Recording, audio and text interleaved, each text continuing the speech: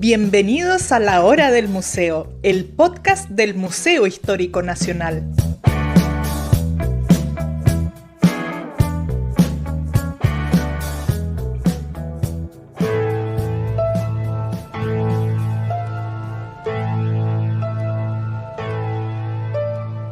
A partir de documentos inéditos, expedientes judiciales y testimonios de jueces, familiares, víctimas y victimarios, hoy vamos a explorar los mecanismos de la DINA y la forma en que operaron el poder y la violencia que marcaron generaciones en Chile.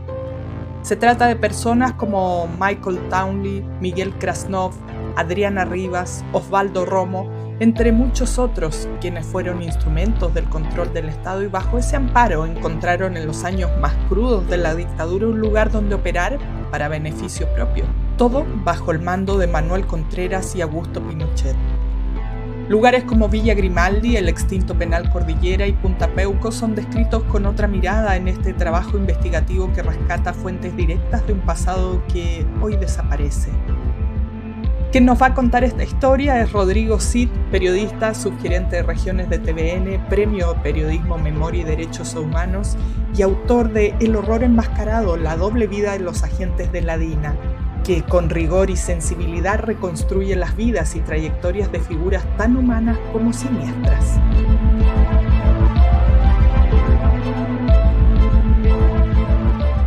Hola Rodrigo, qué gusto tenerte aquí en este espacio que busca difundir nuestra historia y que somos esta iniciativa del Museo Histórico Nacional, así que bienvenido.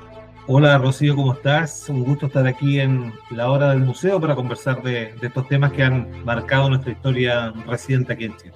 Así es, yo tengo en mis manos tu libro, El horror enmascarado, la doble vida de los agentes de la DINA. Bueno, y un conocido personaje aquí en portada, en una faceta no tan conocida de tu libro. Aprovecho desde ya, antes de que empecemos la conversa, de invitarlos a que participen porque vamos a estar sorteando este ejemplar. Déjennos sus comentarios aquí abajito.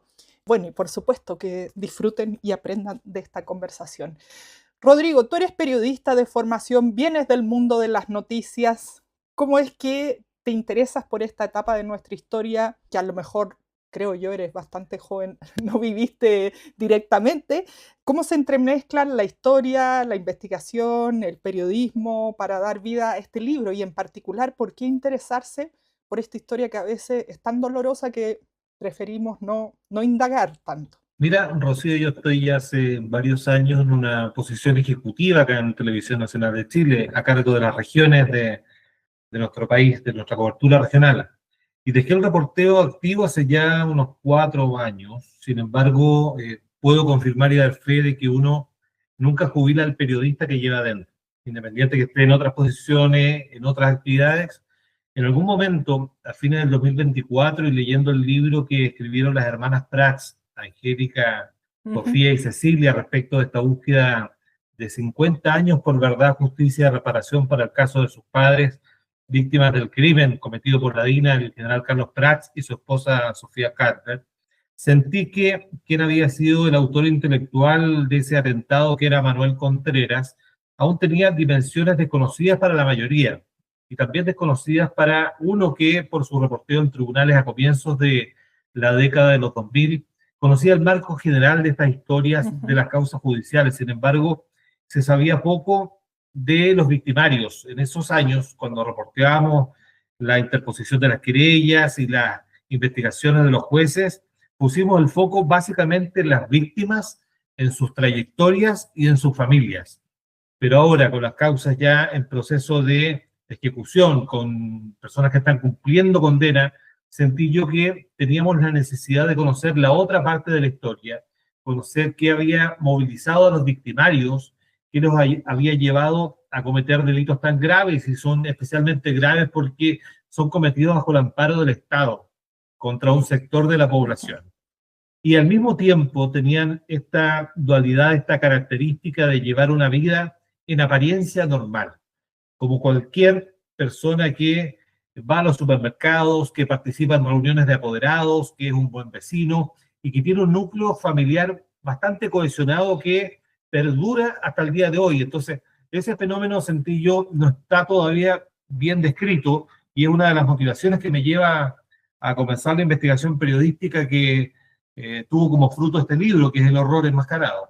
¿Cuánto tiempo te llevó todo esto y de qué fuentes te serviste? Porque tiene mucho detalle, ¿ah? Que eso le da la riqueza, por supuesto, el que uno, si bien se ocupa de un género literario mucho más cercano, digamos, no es un paper académico histórico, sino que va narrado de una forma en que uno se va atrapando en la historia, pero tiene una cantidad de fuentes muy al detalle, como digo, impresionante. Mira, fue un proceso muy vertiginoso, fue un viaje muy enriquecedor, donde además me vi inmerso en esta aventura de escribir un libro que es difícil precisar cuánto una investigación podría tardarse, dependerá de la materia, pero en este caso, entre que surge este impulso inicial que yo te relataba con la lectura de este libro de las hermanas Prats, que llegó a mis manos a fines del 2024, mi libro sale a la venta entre la Navidad y el Año Nuevo del 2025, por lo tanto fue casi un año entre que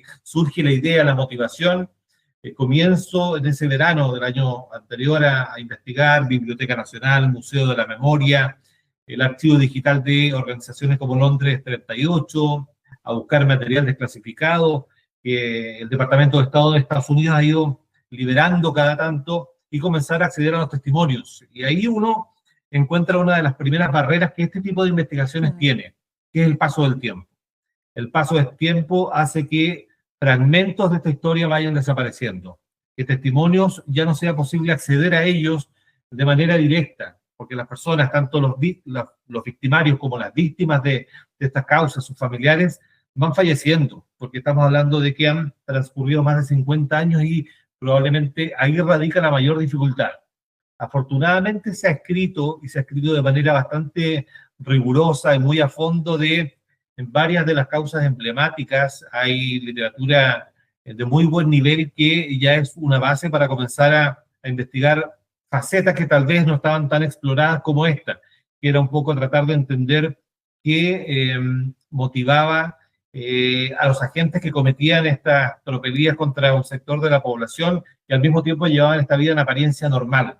Yo creo que eso no estaba muy bien estudiado y por eso, además, uno decide complementar esta información documental y testimonial con entrevistas a especialistas en esta materia, del ámbito de la psiquiatría, del ámbito forense e incluso de la filosofía, para tratar de entender qué puede llevar a un ser humano a comportarse de esta manera, en definitiva. Bueno, quiero que vayamos a eso, ¿ah? Porque claro, hay algunos episodios donde tú entrevistas a quien dirige, por ejemplo, el hospital psiquiátrico, en fin, este perfil de Manuel Contreras que aparece en portada. Pero antes de irnos a este personaje que yo siempre creo que ya he escuchado lo peor y siempre me falta, y leyendo tu libro me doy cuenta que me faltaba mucho por enterarme. ¿Quién es la mujer que aparece aquí en la portada?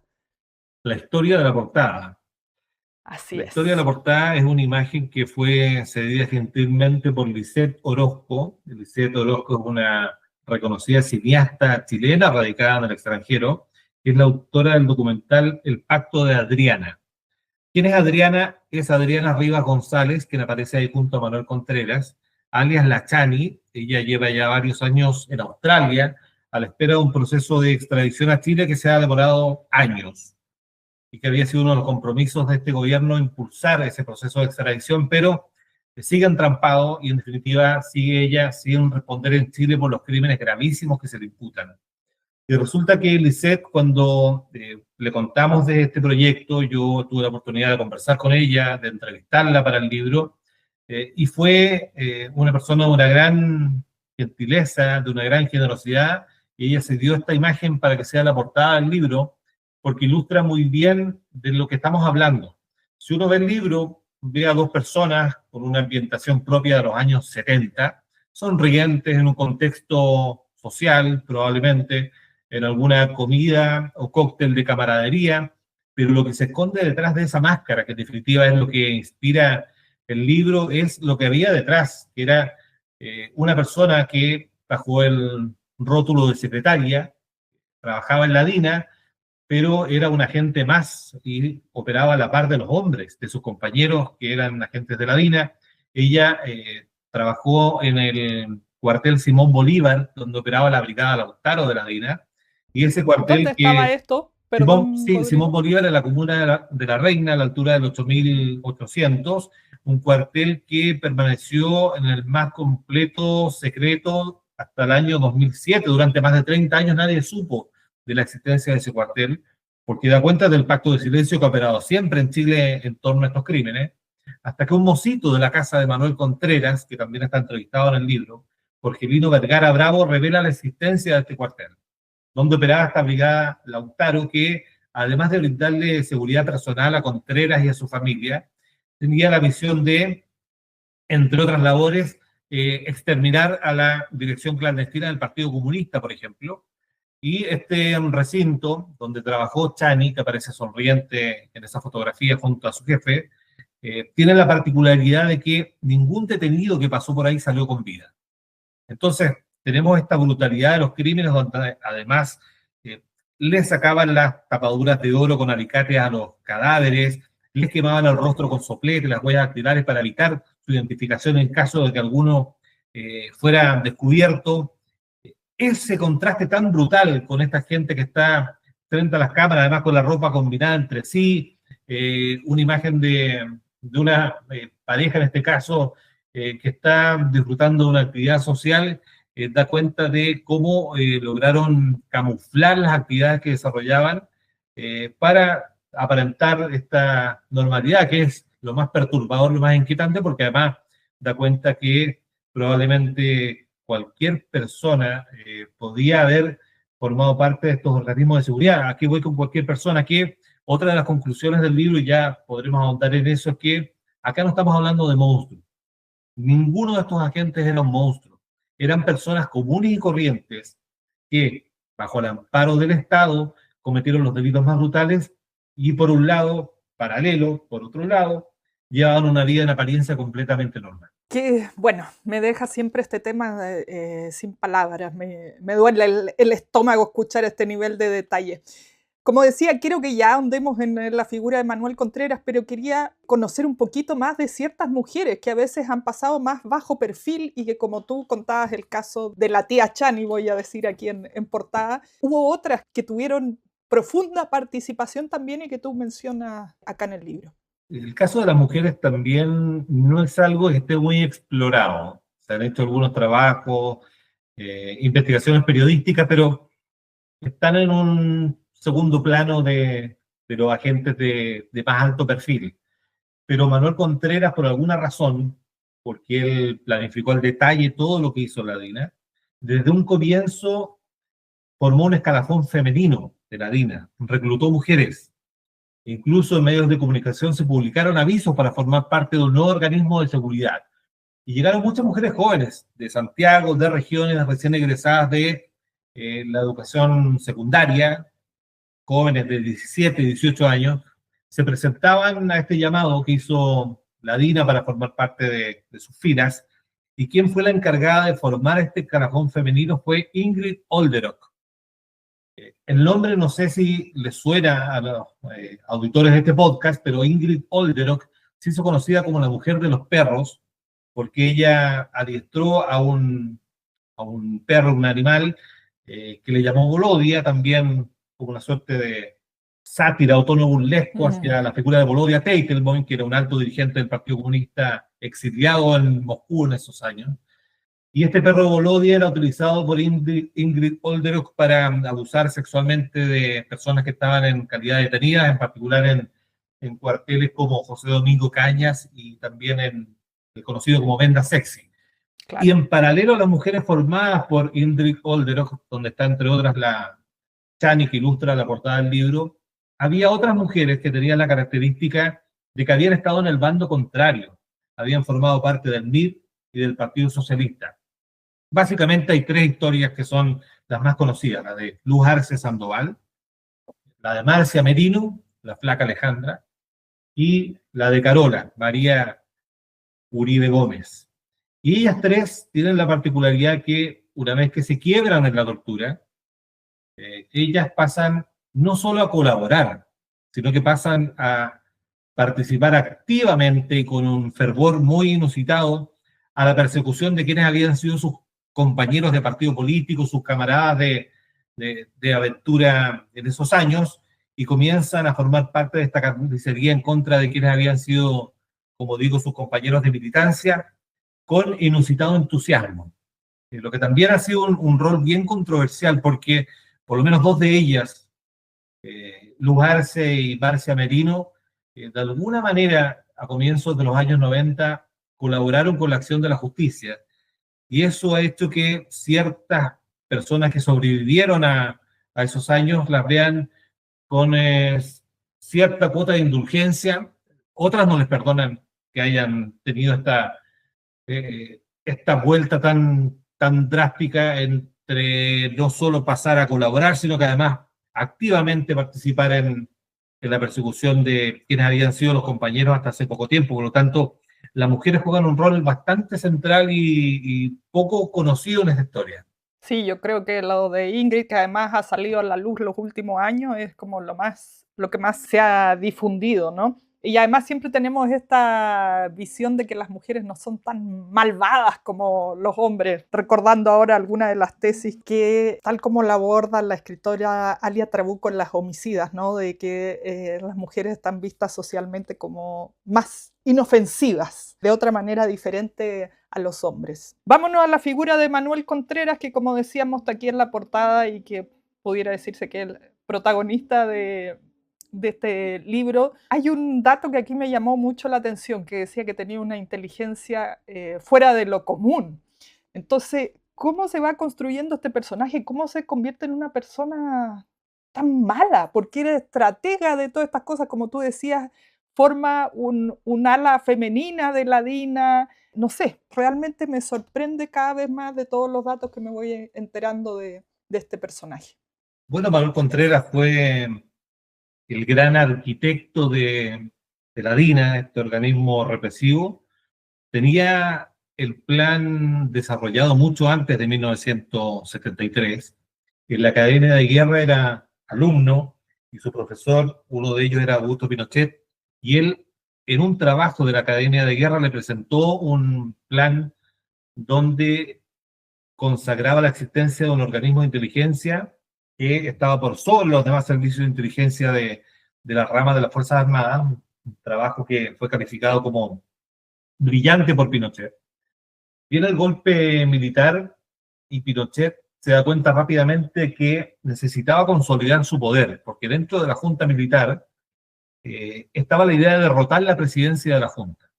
El general Lee de la Fuerza Aérea tenía la ambición de también en su momento ser el presidente de la Junta. El almirante Merino no tanto, porque a él le interesaba que le dejaran despejada el área económica para instalar el programa económico conocido como el ladrillo, que ya también estaba preconcebido desde antes. Entonces Pinochet ve en Contreras la forma de consolidar su poder en base a qué? En base a la fuerza y en base a sembrar el terror.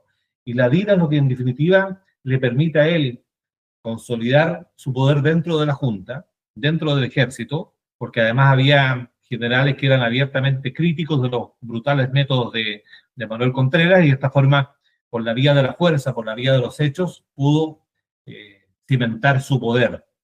Por lo tanto, Contreras a Pinochet fue como Pinochet a Contreras, fue una unión de trabajo.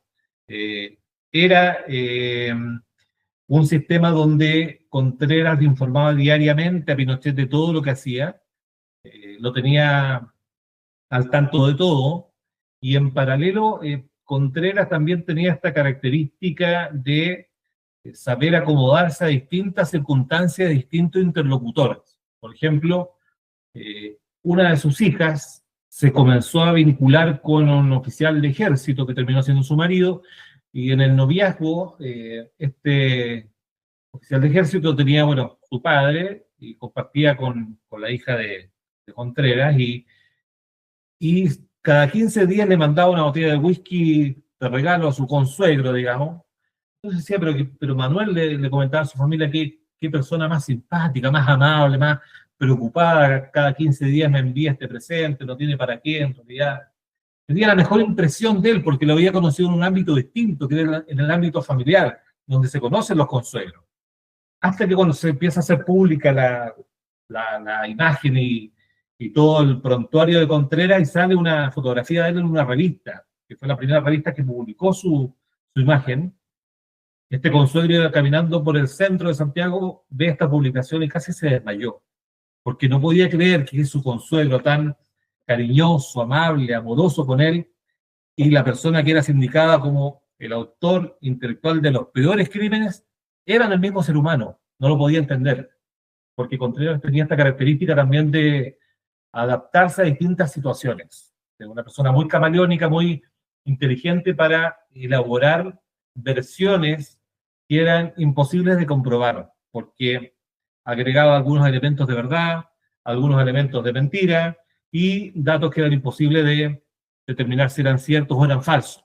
Porque si alguna vez hubiese dicho que tal o cual persona estaba sepultada debajo de la Plaza de Armas de Santiago, la mentira se caía rápidamente al hacer la búsqueda correspondiente, por lo tanto tenía esa capacidad de elaborar discursos que eran muy difíciles de contrastar. Y un hombre además que era muy difícil de enfrentar desde la vereda periodística.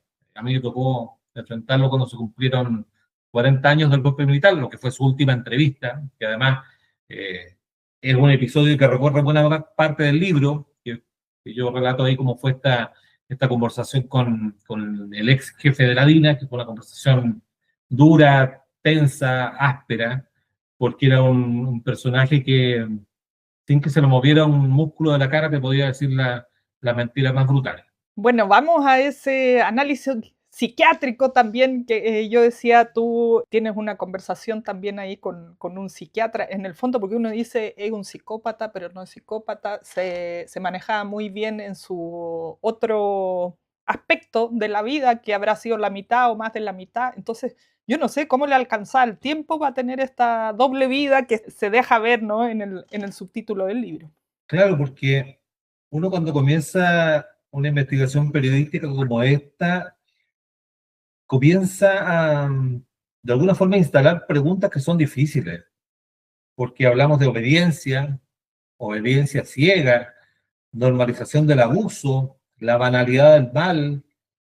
Todos esos conceptos son útiles para comprender la lógica que impera en un periodo de autoritarismo, cuando el peso del Estado cae completamente sobre un sector de la población.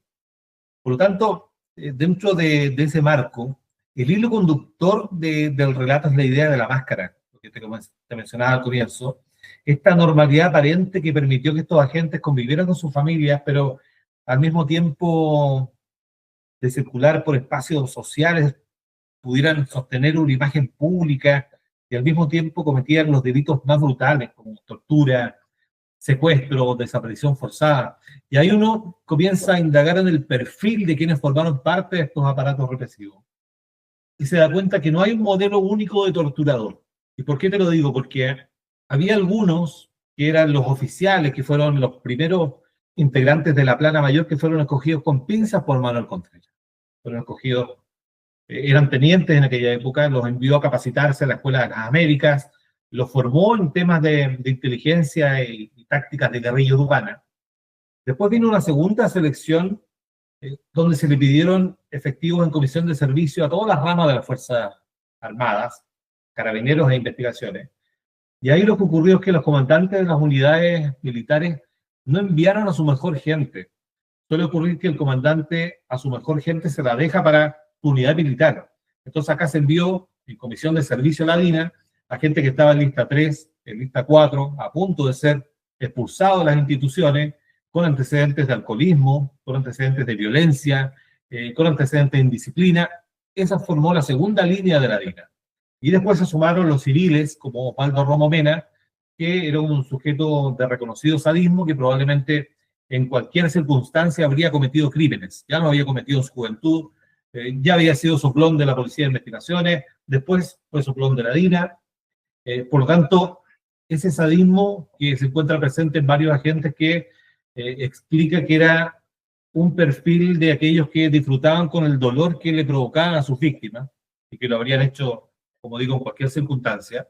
Había otros que, en base a esta obediencia ciega y a exhibir lealtad, eran capaces de todo y no se cuestionaban nada, ni tenían límites éticos, morales, simplemente cumplían órdenes sin cuestionarse mayormente. Había otros que probablemente no tenían un destino marcado de torturadores, pero la ambición de poder los llevó a caer en ese tipo de conductas para escalar posiciones dentro del organismo. Porque además, quienes participaban de la DINA, de la CNI después, veían estas destinaciones como un premio, porque muchas veces iban aparejados ciertos beneficios económicos, tenían cobertura de salud, como cualquier tipo de trabajo, digamos. Y además que tenían la libertad básicamente de hacer lo que ellos quisieran. Y había otro grupo que básicamente actuaba movilizados por afanes de enriquecimiento personal, donde se cayó lisa y llanamente en delincuencia pura y dura, donde no solo les bastaba con secuestrar, torturar y hacer desaparecer a una persona, sino que además se apropiaban de todo su patrimonio.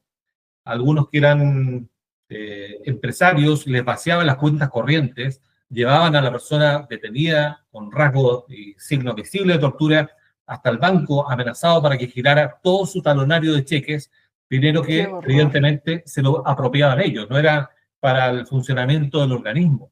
Si había automóviles, se quedaban con los automóviles. Hay un relato de una persona que es detenida y era aficionada a la fotografía, le robaron todas las cámaras fotográficas y después fueron a preguntarle a la pareja de la persona, que también fue detenida, que era una periodista, Diana Arón. Oiga, le dice a la pareja, ¿cuál es la mejor cámara esta? Porque mi jefe se la quiere dejar para él. O sea, caemos en ese tipo de actos que son básicamente de un perfil delictual, pero lo más terrible de todo es que todo esto fue amparado por el Estado. Acá operó una jerarquía, operó una planificación, esto se hizo con recursos públicos, se pagaron sueldos, se pagaron vacaciones, se pagaron asignaciones, y eso en el fondo es la gravedad que tiene todo lo que ocurrió en esa época y por qué no puede ser relativizado, como algunos pretenden hoy día por el paso del tiempo. Muchas veces, y he escuchado comentarios, ¿para qué seguir hablando de esto 50 años después? ¿Por qué no dan vuelta a la página? ¿Y qué ocurre? ¿Por qué seguimos hablando de esto? Porque hoy día se levantan algunas voces de impunidad en forma explícita o más encubierta, y también se levantan discursos solicitando posibles beneficios carcelarios para las personas que están hoy día privadas de libertad. Entonces este libro lo que hace hoy día es que el lector o la lectora pueda comprender por qué están privados de libertad, qué fue lo que hicieron, cómo operaron y de qué forma hoy día tenemos y por qué tenemos hoy día a presos de avanzada edad. Pero hay que considerar que tuvimos más de 30 años de completa impunidad, donde las personas gozaron de sus pensiones, tuvieron libertad, por lo tanto no hay nadie acá en Chile que haya estado privado de libertad desde mediados de los años 70, cuando se cometieron estos crímenes. Algunos llevan 3, 4, 5 años presos. Entonces, todo ese contexto te permite entender, en definitiva, de qué hablamos cuando hablamos de violación a los derechos humanos cometidas en Chile durante la dictadura. Bueno, ya, además muchas personas que nunca han pagado justicia también, ¿no? Nos queda súper poquito tiempo, pero hablando de esto, de personas mayores hoy y que están aquí mencionadas, otro personaje aquí es Miguel Krasnov. ¿Qué rol jugaba en esta red? Ya tenemos aquí identificado, digamos, a quien dirigía todo esto y como dice el libro, si no hubiera existido Manuel Contreras, probablemente no hubiera existido la DINA. ¿Qué sucede con Krasnov? Es un personaje que tiene varias particularidades, que es otro perfil de torturador, un sujeto frío, muy pragmático, muy claro en las planificaciones que hacía, y que también exhibía esta dualidad. La dualidad es cuando se presentan características distintas en una misma persona o en un mismo estado de las cosas. De eso hablamos y te lo voy a explicar con un ejemplo, que es relatado por una sobreviviente que estaba siendo duramente torturada justamente por Miguel Krasnov. Suena el teléfono, le acercan el teléfono a Krasnov, deja de hacer lo que estaba haciendo y contesta un llamado que era de su mujer. Y cambia inmediatamente el tono. Pasa del frío torturador a el padre de familia, al esposo. Y le dice, mi amor, ¿cómo está usted? Sí, estoy aquí en la oficina, todavía no me he desocupado. Y hoy día va a tener el té en la tarde. Ah, perfecto. Y la niña que cuida a los hijos, entonces el mayor se va a hacer cargo, habla con el hijo mayor, oiga, le dice, la mamá hoy día tiene algo muy importante, una 11, por lo tanto usted hoy día va a ser el hombre de la casa, va a cuidar a su hermanita, ¿me entendió? Ah, qué bueno que me entendió. ya mi amor, entonces, bueno, nos vemos en la tarde, que le vaya muy bien, mande muchos saludos, corta el teléfono y vuelve al papel del frío, implacable, torturador. Entonces, da cuenta de las características de personalidad de este tipo de agentes. Él además tiene una historia familiar. Su padre y su abuelo son detenidos desaparecidos. Ellos habían participado en la Segunda Guerra Mundial como cosacos, pero habían luchado contra el ejército de Inglaterra, de los aliados. Entonces, él tenía una historia familiar muy marcada por este anticomunismo. Y él además llegó a Chile siendo niño, venía en un barco, llega procedente de Austria gracias a gestiones de un funcionario de la Cancillería que ayudó a esta familia, y él en su momento ingresa como cadete a la escuela militar y se hace una excepción, porque él tenía nacionalidad extranjera. Y el presidente Eduardo Frei Montalva envía un proyecto de ley para hacer una excepción a la legislación vigente y que él pueda graduarse como oficial del Ejército de Chile, proyecto que es aprobado por el Congreso, y esa ley especial permitió que Krasnov se convirtiera en oficial del Ejército de Chile, que después, bueno, pasara reclutado por Manuel Contreras a las filas de la DINA, se convirtiera en el jefe del grupo Halcón y fuera uno de los más temidos ideólogos y operativos de la cacería que se desató contra los grupos de izquierda en los años 70. Entonces, Krasnov es un caso particular de estos agentes y que también está en otra categoría de los agentes que formaron parte de la DINA. Como te decía, podemos clasificarlos en varios grupos. Está también aquellos que con la teoría del borrego seguían un poco la mayoría sin ver mayores consecuencias y sin cuestionarse mayormente lo que hacían. Entonces, hay diferentes perfiles, pero la motivación era actuar con esta sensación de completa impunidad y poder total. En definitiva, cuando cae el poder total sobre un sector de la población, se generan los espacios para que estas conductas se puedan instalar y se puedan extender. Qué horror. Bueno, así se llama el libro, ¿no? El horror enmascarado. Rodrigo, para terminar, a modo de conclusión, una vez que terminaste esta investigación, que entregaste el libro, digamos, a la editorial que ya está listo para imprenta, ¿qué es lo que más destacarías? No sé, a lo mejor algo que jamás te hubieras imaginado que ibas a encontrar entre toda esta historia, o tal vez la reacción, o cómo lo llevamos este tema como sociedad chilena. ¿Qué es eso que te quedó finalmente, si es que se puede resumir en unas cuantas palabras? Primero, estoy muy contento con la recepción que ha tenido el libro. Ya la editorial está planificando una nueva impresión porque está agotándose rápidamente, y lo que me deja contento es que esto abre la posibilidad de generar una conversación que yo creo que es necesaria, porque esta investigación periodística al final dialoga con discusiones que están vigentes plenamente sobre justicia, sobre impunidad, porque además el tema de los posibles indultos, beneficios carcelarios, no es un tema meramente jurídico, es un tema que tiene características y dimensiones políticas y éticas, porque se interpela directamente al Estado en tanto responsable de promover y defender los derechos humanos en todo tiempo y circunstancia. Y también creo yo que hay un diálogo necesario a nivel de la sociedad chilena, porque hoy día si seguimos hablando de estos temas más de 50 años después, es porque existe una profunda fractura en la sociedad chilena en torno a lo ocurrido en los años 70, porque lamentablemente creo yo como país fuimos incapaces de construir un relato mínimo común que nos identificara a todos respecto de la importancia de proteger los derechos humanos, en cualquier época, como digo.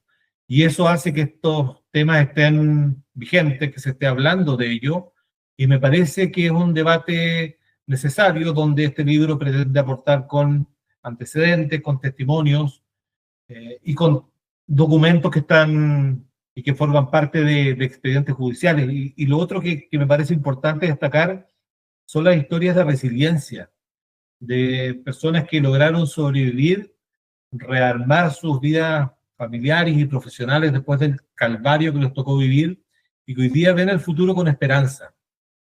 pero una esperanza que debe estar anclada básicamente en verdad, en justicia y en reparación. Y yo creo que ese es un compromiso que debemos asumir todos quienes formamos parte de esta nación. Y qué bueno, está en proceso, yo creo, ¿no? Hay algunas cosas que todavía estamos al debe. Rodrigo, muchísimas gracias por esta conversación profunda. Bueno, recordarles que aquí tengo el libro y que lo vamos a estar sorteando en los próximos días, así que déjennos sus comentarios aquí abajo. Un libro buenísimo y que, como veíamos, nos muestra esta otra dimensión poco explorada de estos personajes, de esta parte oscura de nuestra historia. Así que muy agradecida por haber compartido con nosotros en este espacio el Museo Histórico Nacional. Muchas gracias, Rocío. Ha sido un agrado esta conversación y espero sea una conversación que se extienda, que podamos hablar de estos temas, porque creo que nos hace bien como sociedad poder mirar el futuro con un poco más de optimismo si logramos llegar a consenso en torno a temas tan importantes como los derechos humanos. Así que un gusto. Esto fue La Hora del Museo, el podcast del Museo Histórico Nacional, conducido por Rocío Muñoz.